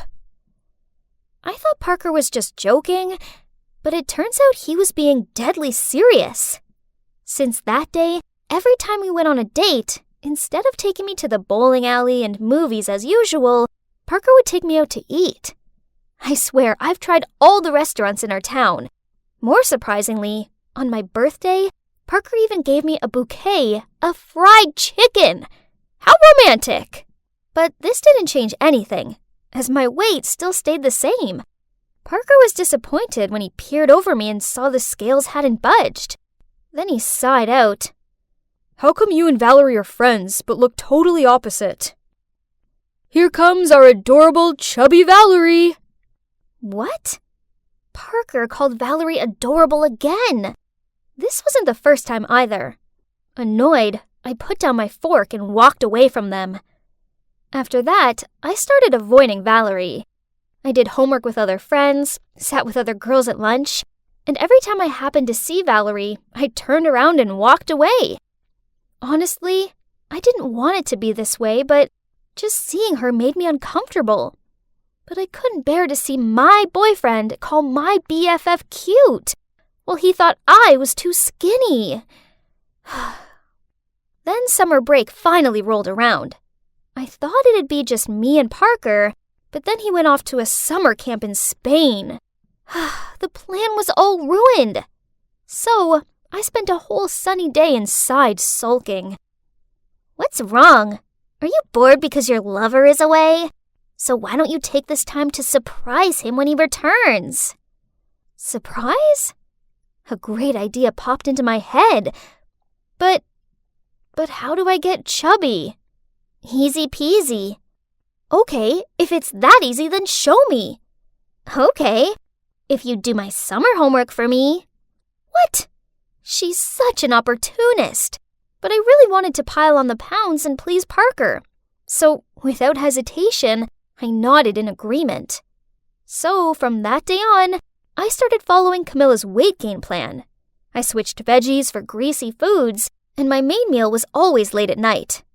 I also changed water for milkshakes, but I did have to stop drinking them when the smell of milk alone made me feel sick. Seeing me eating crazy like that, my parents worriedly said, "Madeline, eating healthily is important, else your health will be affected." But I ignored their advice. This time, I definitely had to gain weight. Finally, after a month of trying, I gained some weight. Yay! I looked a lot more attractive now, didn't I? I was studying myself in the mirror when I heard my phone beep. It was Parker. He was coming over tomorrow with a present for me. The next day, I put on this hot dress that I'd never felt confident enough to wear before, and I asked Camilla to help me do my makeup. As soon as I finished, I eagerly waited for Parker in the living room. The doorbell rang. I excitedly opened the door, but as soon as he saw me, Parker quickly said, "Oh, sorry, I have the wrong house." Then he started to leave. Huh? He didn't recognize me? This will be fun. No, honey, you're not mistaken. It's me, your destiny. Madeline? Is that really you? Oh my, how on earth can you be this big? We've only been apart for a month. So, you don't think I'm prettier now?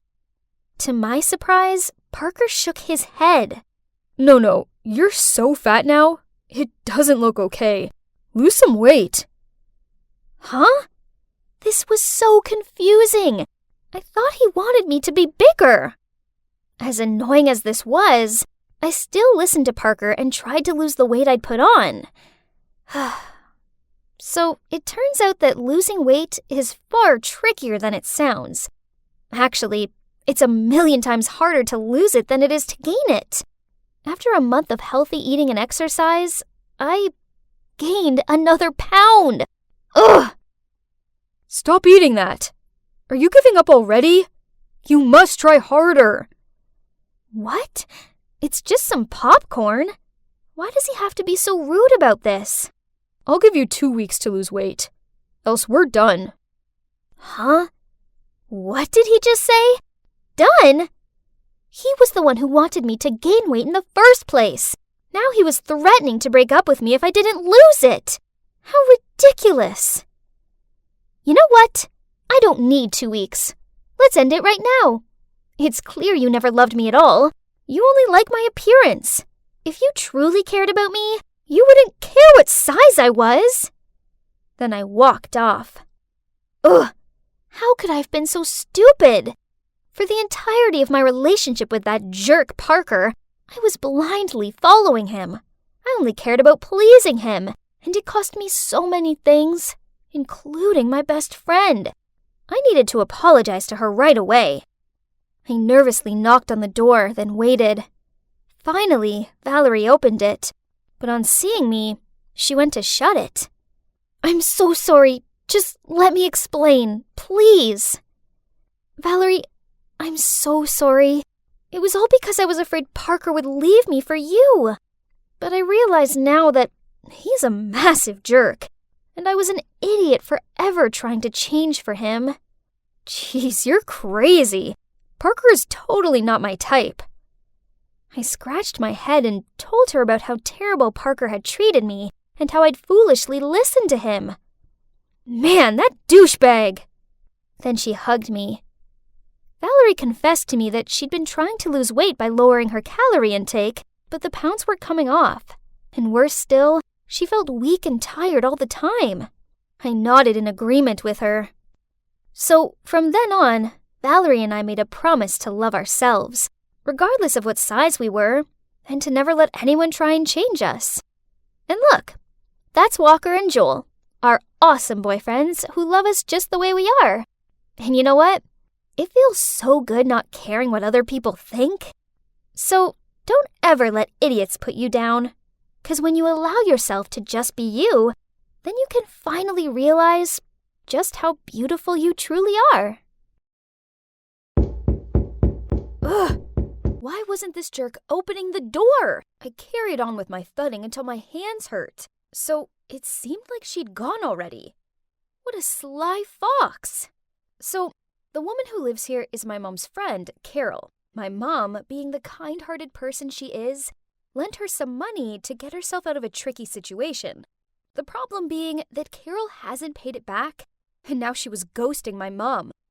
Do you know what the worst part is? That money was for my college fund. Fueled with rage, I kicked the air to release my anger. But, oops. I watched in horror as a pebble flew through the air in slow-mo, then hit a car window. Oh dear. Swallowing my fear, I snuck closer to the car to inspect how bad the damage was. Suddenly, the car door opened and 2 thugs stepped out. I tried to stay calm, apologized, and offered them some money as compensation. Unexpectedly, these guys grinned. Okay, sweetheart. If you want to make up for it, then follow us. Just like that, one of them grabbed my wrist and pulled me away. Ugh, as if they were going to harm a defenseless girl. But too bad for these 2 doofuses. They're actually looking at a Taekwondo black belt master here. I was about to throw an axe kick when suddenly a guy appeared out of nowhere. Don't worry, I'll take care of it. Before I had time to blink, he lunged at the guys like a warrior and ended up beaten black and blue. Really? Who's rescuing whom now? Without hesitation, I threw a few kicks that made the 2 thugs turn pale. They ran back to their car, and when they were out of my kicking range, they turned their heads and sarcastically said, "We spared you this once. Oh, and choose a better boyfriend next time."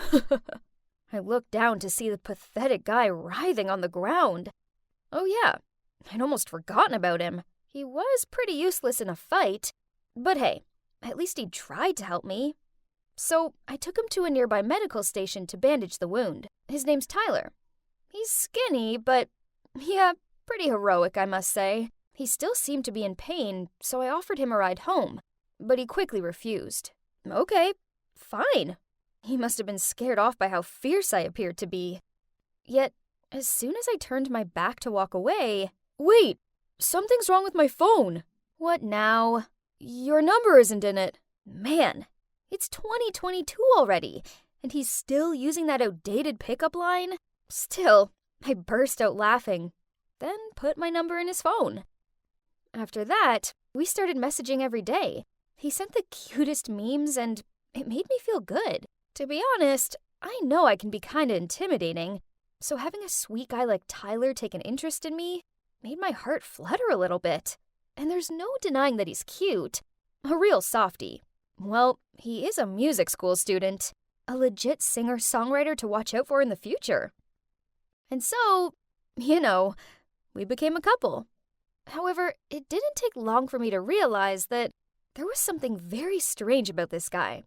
I mean, 100% of our dates were at fast food restaurants, and while I was ordering a Coke, Tyler would ask the staff for an extra cup and ice. I still remember how surprised I was when I first saw him surreptitiously pull out a bottle of dark-colored water from his pocket.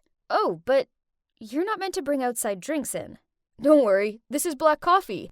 It's basically the same color as Coke, so no one will know. Huh? Did I hear him wrong? Turns out I didn't. as this became a regular occurrence whenever we were out to eat. But that's not all. On a rare occasion, we went for a fruit salad with burrata cheese. I almost choked on my food when Tyler took out a container of yogurt and tipped all the fruit on the plate in it. And here comes fruit yogurt, but I'll put it away for later. It's not so right to eat this here, isn't it? Then one day, when it was our 3rd-month anniversary, Tyler said he was going to take me to this amazing French restaurant. Wow, I was so excited as he finally broke his rules. But turns out, it was just going to be another typical Tyler date. Things had gone wrong since the first minutes. When he parked up, he started searching his car for change. He even made me look down the side of the seat. Why, you ask? All 'cause the meter was $2.90, but he didn't want to pay $3 and lose a dime. Seriously, a dime! He ran off to find it and left me sitting there alone and hungry for 20 minutes. When he returned, he had this huge grin on his face as he waved the dime in my face. Oh boy, I was so mad. You're probably thinking it couldn't get any worse than that, right? Wrong. Not only did he order a starter as a main dish, but he also asked if there's a discount if he didn't get dressing on his salad. After eating, he rushed off to the restroom and left me with his wallet to pay. He arrived back just as I was about to tip the waiter $10. Seeing this, Tyler leapt across the table, grabbed the $10, and switched it for a nickel. Yes, I repeat, a nickel. Meanwhile, the surprised waiter sarcastically said, "Sir, thank you very much for my nickel tip." The customers close by all tutted at us. I sunk down into my seat, willing for it to swallow me up. Jeez, this was so humiliating. No surprise, I was in a bad mood as we left the restaurant. I was so annoyed I couldn't even look at him. He tried taking my arm and asked me what was wrong. Flinching away from him, I said, "Seriously? Do you even have to ask?" At that moment, a luxury car pulled up alongside us. The car window lowered, and OMG! Inside was Victoria T., this popular teen singer. Before I could register what was going on, Victoria sarcastically said, "Oh, look who's here. Isn't that my poor ex? Can't gold dig me, so you turn to this girl, huh? But your new plan doesn't seem to be working too well either, honey." And the car sped away. So, it turns out he's a professional gold digger?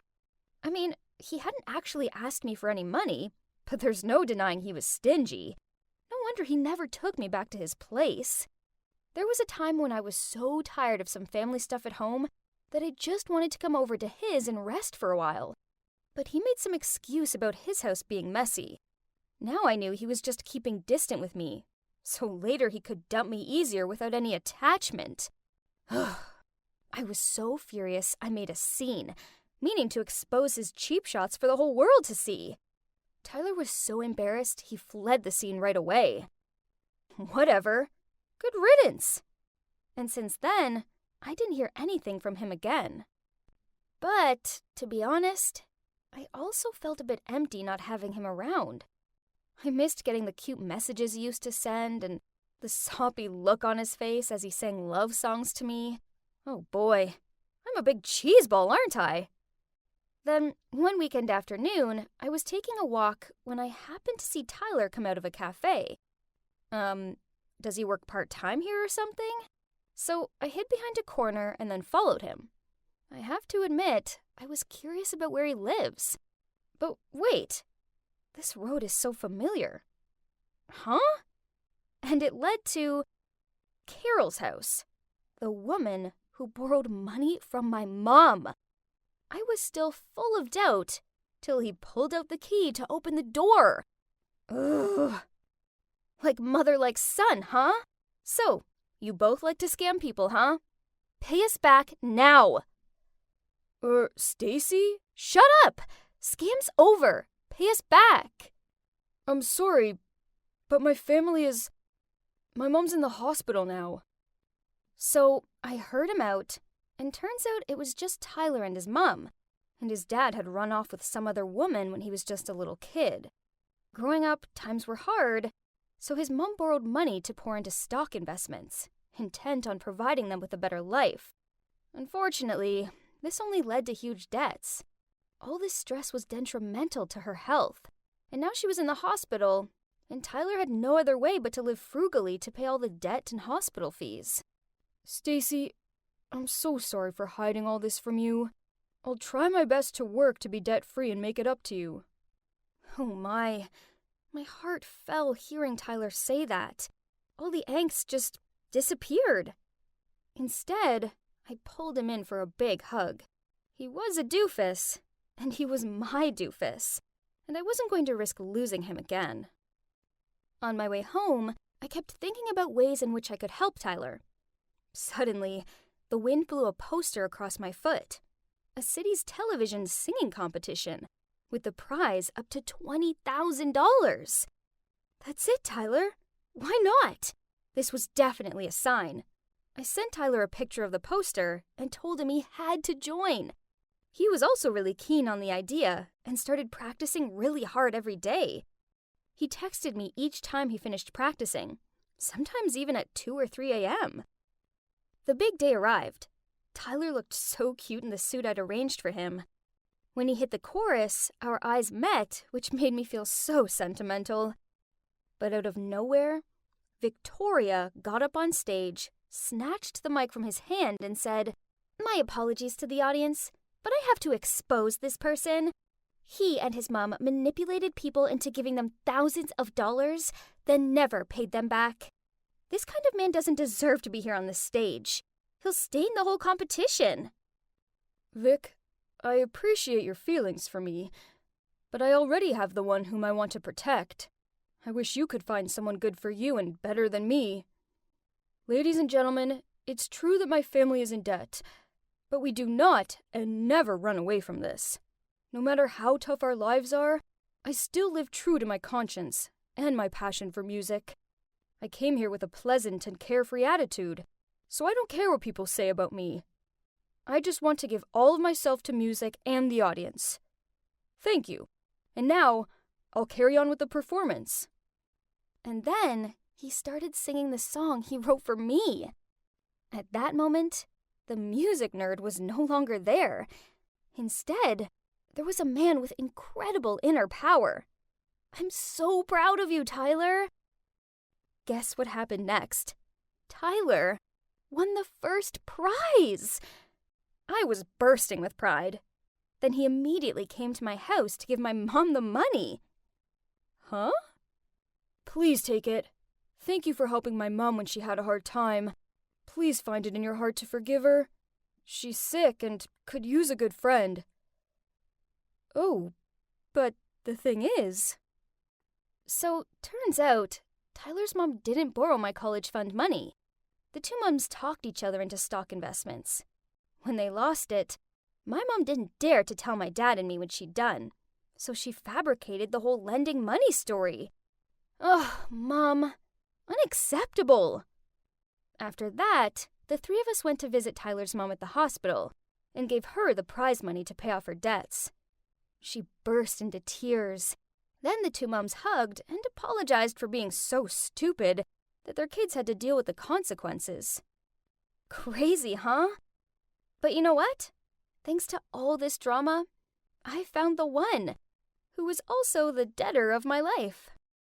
I was so nervous. Like, the most nervous I'd ever been in my life. I didn't even know it was possible for a press conference to get so crowded. Suddenly the flashes came at me from every direction. It was almost blinding, but the clicking didn't stop, as well as the sound of them calling my name. Hazel, look here! Here, over here, Hazel! Oh my gosh, why was this so chaotic? I started to panic, so I ran away. But I'd only taken a few steps before thump! Oh, these stupid high heels. Oh, hi. I didn't see you there. Well, let's be real, it's kind of hard to see anyone from this angle. Then from every direction, the reporters swarmed in like starving vultures, trying to take pictures of me. I was still confused and didn't know what to do when... Gentlemen, please give her some space. Are you okay? Robert, my adoptive dad, came to help me up. Excuse us, this is her first time attending such a crowded event. If it's all right with you, we'll help her answer your questions. Phew, I'd finally escaped the chaos. Or so I thought. As soon as he got into the house, Robert shouted, "Pamela!" which gave me the fright of my life. Didn't I tell you to teach Hazel some manners? How could you let her embarrass herself in front of the public like that? Pamela looked mortified and kept bowing down and apologizing, but Robert was still furious. If this happens again, you better pack your bags and get out of here. I felt so guilty. It was all because of me that she had been shouted at like that. But I'd done my best. Clearly it wasn't good enough, though. I tried to forget about it, but early the next morning, Pamela woke me up. She gave me a timetable and told me that from now on, I wouldn't need to go to school anymore, and that a tutor would come to teach me at home instead. What? Why all of a sudden? I asked Pamela in shock. It was because of yesterday's incident. The mayor has decided that you need to spend more time learning the necessary etiquette. Are you serious? He can't just keep me locked up here. No way. Hazel? Listen, you should be grateful that you got adopted into this house. Keep in mind of everything Mr. Cornelius has done for you and obediently do as I say. Do you understand what I mean? Looking into Pamela's eyes, I knew I had no choice but to agree. The day of the opening ceremony for the town hall had finally arrived, and I got to leave the house for the first time in a month. A whole month. Now was the moment of truth. In the eyes of the public, I had completely transformed into a proper, prestigious lady. When Robert started speaking at the ceremony, he announced a charity fundraiser for my orphanage, in the hopes that children like me would be given a chance to live a better life. Hearing this speech, I could barely hold back my tears. I was sitting next to my adoptive mom, Eleanor, so I turned to give her a big hug. Suddenly, all eyes were on me, and it seemed I'd finally done something right. I smiled up at Robert, and we both had tears in our eyes. Maybe Pamela was right. I really was lucky to have been adopted by such kind people. But as soon as we got home, things changed. My parents got all quiet and went off to their room, leaving me alone. Where was my praise? I'd done so well, hadn't I? Why weren't they happy? The following days, they still asked me to join them for their events, so I guess I must have done a good job.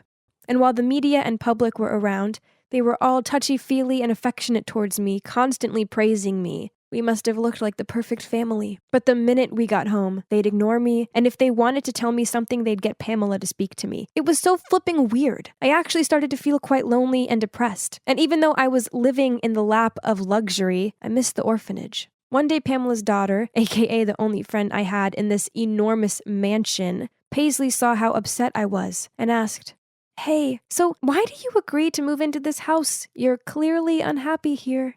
Paisley got me. She was the same age as me, so we were on the same wavelength. I was nervous to tell her how I felt, but I knew she would understand, so I told her everything. The thing is, I actually have a sister. She's only 8, and she's called Amber. That's why I was missing the orphanage. She was still there. She's got congenital heart disease, so after our parents passed away, the orphanage couldn't afford her hospital bills. When the mayor's family decided to adopt me, I refused because I didn't want to leave Amber alone. But then Robert offered to pay for her medical treatments if I agreed, and well, the rest is history. You see, I can't just leave. If I did, what would happen to Amber? Oh, Hazel, I didn't know. I'm so sorry. But I need to be honest with you. One time I overheard Robert and Eleanor saying that you were the perfect girl to play this role. Huh? What role? That meant, were they using me for something? It didn't make any sense, but those words kept lingering on my mind until... One time, Eleanor asked me to join her at a charity event, which she said was going to be broadcast on TV. Our job was to prepare homemade food and give it out to the homeless. I was so excited, but when I walked into our kitchen, I discovered the chefs had already cooked everything before the filming crew arrived. I was so disappointed and asked Eleanor about it. She just laughed and said, "Oh, no, sweetie, our job is just to look pretty and graceful in front of the camera." Then before distributing the food, she gave me a pair of gloves and said, "Don't touch any of their hands, okay? They are filthy." Oh my gosh, how could she say such things? Oh, then it hit me. I understood what Paisley had said now. The affection and kindness that the Corneliuses were showing me was actually just for show. All to win over the audience, aka the public. while this was their very true face. I had to do something about this. I couldn't let them keep on deceiving the public like this. So when Eleanor went to the bathroom and took off her gloves, I quickly grabbed them and threw them in the trash. When we went back out, a homeless man approached her to express his gratitude and asked for a handshake. Of course, she tried to refuse, but at that moment the camera turned to her, so she had no choice but to give in. And you know what? The man didn't just shake her hand. He even pulled Eleanor in for a big hug. I couldn't hold back my laughter at how flustered she looked. Served her right.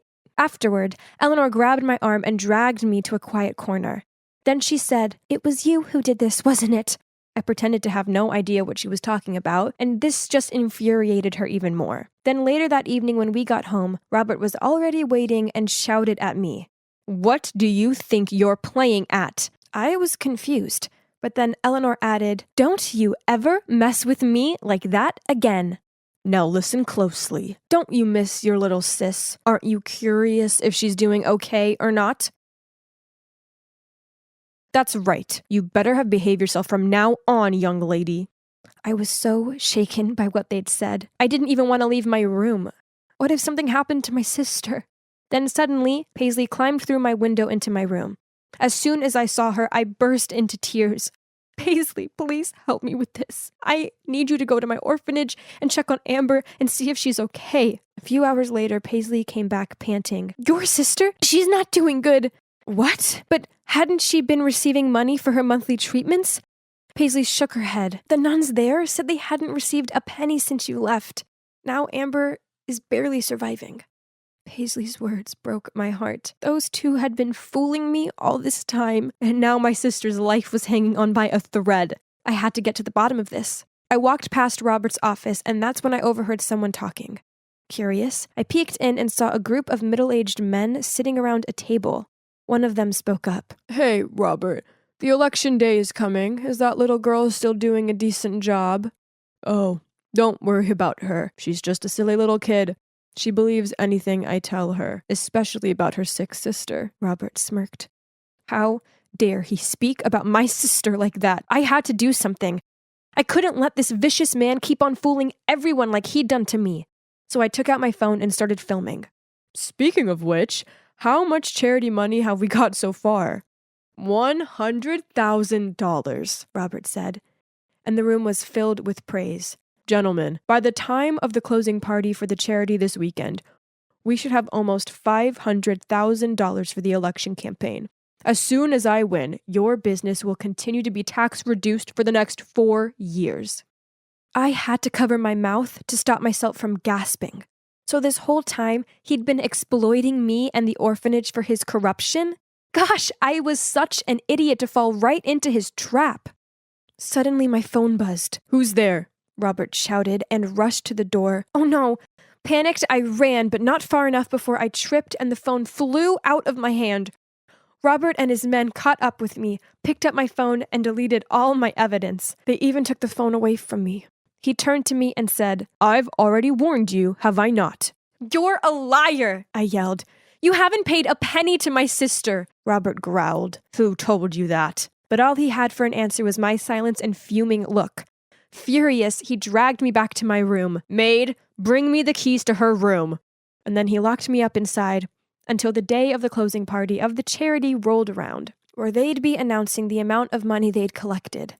That day, all the staff were out of the mansion. Suddenly, I heard the door being unlocked.